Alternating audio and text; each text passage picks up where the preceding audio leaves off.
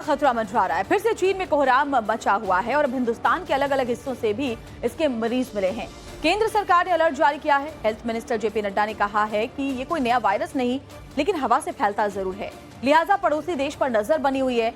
हम आपको इस रिपोर्ट में बताएंगे ये वायरस कितना खतरनाक है, क्या ये वाकई कोरोना जैसा विस्फोटक होने वाला है या फिर एक सामान्य वायरस है।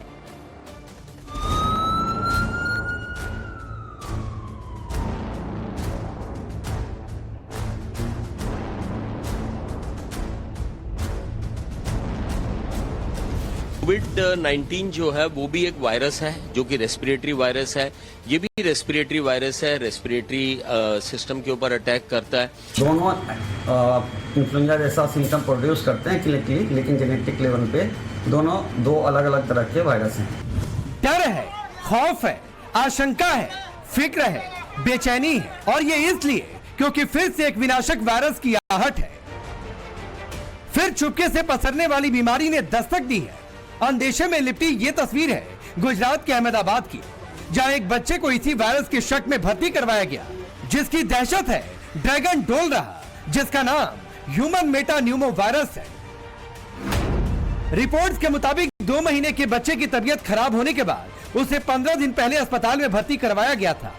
कुछ दिनों के लिए उसे वेंटिलेटर पर भी रखा गया। अब जब उसकी जांच हुई तो पता चला कि वो बच्चा HMPV से संक्रमित है। हिंदुस्तान का ये तीसरा बच्चा है जो इस वायरस से पॉजिटिव पाया गया। पास बच्चा आया था 10 दिन पहले, उसको सर्दी खांसी और उसके ऊपर थोड़ा ब्रेथलेसनेस यानी कि सांस का दिक्कत हो रहा था, जिसकी वजह से हमने उसको ज्यादा सपोर्ट का जरूरत पड़ा तो हमने वेंटिलेटर पे रखा और उस पे सारा ट्रीटमेंट होने के बाद अभी बच्चे को छोटे मशीन पे और फिर अभी बच्चा एकदम स्वस्थ है, एकदम नॉर्मल है। इससे पहले 2 बच्चे कर्नाटक में मिले थे जिनमें HMPV के लक्षण थे। सबसे पहले कर्नाटक के बेंगलुरु में 8 महीने का बच्चा HMPV पॉजिटिव मिला, वहीं पर 3 महीने की दूसरी बच्ची संक्रमित पाई गई। अब गुजरात के अहमदाबाद में 2 महीने का बच्चा वायरस से ग्रसित मिला है। हालांकि इनमें से किसी भी बच्चे की कोई इंटरनेशनल ट्रैवल हिस्ट्री नहीं। 3 महीने की बच्ची को अस्पताल से बाकायदा छुट्टी भी मिल चुकी है। बावजूद इसके कर्नाटक की सरकार ने एहतियात की बात कही है। इनका जो जिसको हुआ है वो कहीं बाहर नहीं गए, इधर के लोग हैं और कहीं बाहर ट्रैवल करके इधर नहीं आए हैं, तो अभी तो we should not get worried too much. Karnataka सरकार कुछ भी कहे, मगर डॉक्टर इसे हल्के में नहीं लेने की सलाह दे रहे, क्योंकि कातिल कोरोना के खौफ से देश अभी तक पूरी तरह उबरा नहीं। अब भी वो वुहान वायरस लोगों को डराता है। कोविड-19 जो है वो भी एक वायरस है जो कि रेस्पिरेटरी वायरस है।